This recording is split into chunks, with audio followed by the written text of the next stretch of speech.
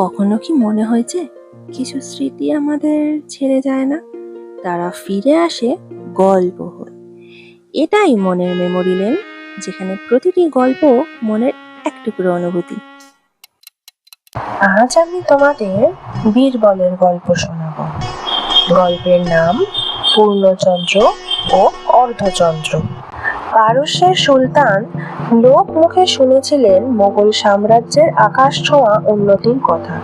তিনি তো কতটা সঠিক তা জানার জন্য সম্রাট আকবরের কাছে দূত পাঠিয়ে জানালেন সম্রাট যেন তার কোনো মন্ত্রীকে সুলতানের দরবারে পাঠিয়ে দেন। উদ্দেশ্য, সেই প্রেরিত মন্ত্রীর কাছ থেকে তিনি মোগল সাম্রাজ্যের সবকিছু অবগত হবেন। সম্রাট আকবর বীরবলকে পারস্যে পাঠালেন। বীরবল সেখানে হাজির হতেই ভারতীয় অতিথির সম্মানার্থে রাজ্য জুড়ে ধুমধুমার সাড়া পড়ে গেল। খানা পিনা, প্রমোদ ভ্রমণ ইত্যাদি হরেক কিসিমের মনোরঞ্জনের মাধ্যমে নিজেদের অতিথি আপ্যায়নতা তুলে ধরতে থাকলেন পারস্য সুলতান। একদিন দরবার কক্ষে বসিয়ে সুলতান বীরবলকে জিজ্ঞেস করলেন, আপনি অনেক দেশে ইতিপূর্বে ভ্রমণ করেছেন, এখন আমাদের দেশও দেখলেন, আমাকে কেমন মনে হয়? অন্যান্য দেশের বাদশাহ, বিশেষ করে সম্রাট আকবরকে আমার সঙ্গে তুলনার কেমন মনে হয়? বীরবল ভাবলেন, আমন্ত্রণকারী সুলতানের দরবারে সুলতানকে সম্মান প্রদর্শনীয় বিধেয়।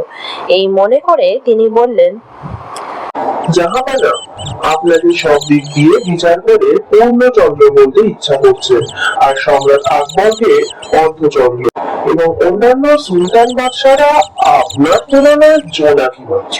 উপমা শুনে খুব খুশি হলেন সুলতান। সুলতানের কাছে প্রচুর উপঢৌকন পেলেন বীরবল। পারস্য সুলতান বহু হীরা জহরত দিয়ে মেহমানকে যথাযথ সম্মানিত করলেন। বীরবল ফিরে এলেন দিল্লিতে। এদিকে সম্রাট আকবরের কানে পারস্যের সব খবর আগেই পৌঁছে গেছে। বীরবলকে উপঢৌকন সহ দিল্লিতে ফিরে আসার পর বীরবলের প্রতি ক্ষোভ প্রকাশ করে বললেন, বীরবল, তুমি পারস্যের সুলতানকে পূর্ণচন্দ্রের সঙ্গে তুলনা করেছো, আর আমাকে করেছো অর্ধচন্দ্রের সঙ্গে। তুমি আমার প্রধানমন্ত্রী হয়েও আমাকে এমন হেয় করলে কেন?